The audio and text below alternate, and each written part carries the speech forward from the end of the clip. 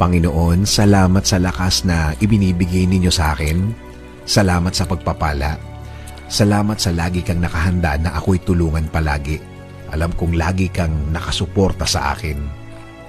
Kahit ang nasa harapan ko ngayon, ang mga nangyayari ngayon, ang mga problemang nasa buhay ko ngayon ay hindi ko maintindihan.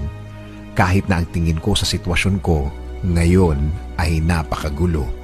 Sa iyo pa rin ako aasa, sa iyo pa rin ako kakapit because you said in your word that you will always be there for me with a helping hand. As a father to me, I thank you, Lord. Hindi ako manghihina sa mga bagay na to.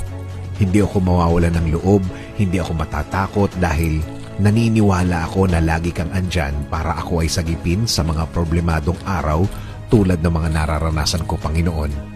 Alam ko, Lord, things will never be the same, na ang lahat ng ito'y magbabago, na ang lahat ng ito'y mabibigyan mo ng sagot, na ang lahat ng ito'y nasa harap ko lang na ikaw ay nagbibigay ng iyong blessings behind the scene.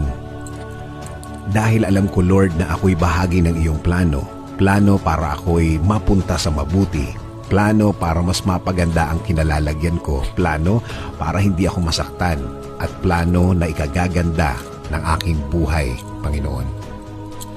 Sa iyo rin ako aasa, Panginoon, sa safety ng aking pamilya. Tuloy niyo po ang pagbibigay ng proteksyon at pagmamahal sa aking pamilya. Tuloy niyo po ang pagbibless sa kanila. At ang aming bayan, Panginoon, huwag niyo rin pong pabayaan ang aming bansa. Kayo na po ang mag-alaga sa amin at sa lahat ng aming kababayan. Patuloy kaming kakapit sa inyong pangako, Panginoon, na ibibless niyo po kami at ang aming bayan. Maniniwala kami na ang lahat ng inyong pangako ay mangyayari sa aming mga buhay. Itinataas po namin ang lahat sa inyo. Ang aming mga pangamba ay ibinibigay namin lahat sa inyo. Panginoon, palitan niyo po ito ng kapayapaan at maraming pagpapala sa aming mga buhay. Kaya Panginoon, salamat sa pagmamahal mo, salamat sa pagpo-provide mo sa amin, at salamat sa tuloy-tuloy mong pagiging ama sa amin. This is our prayer in Jesus' name. Amen.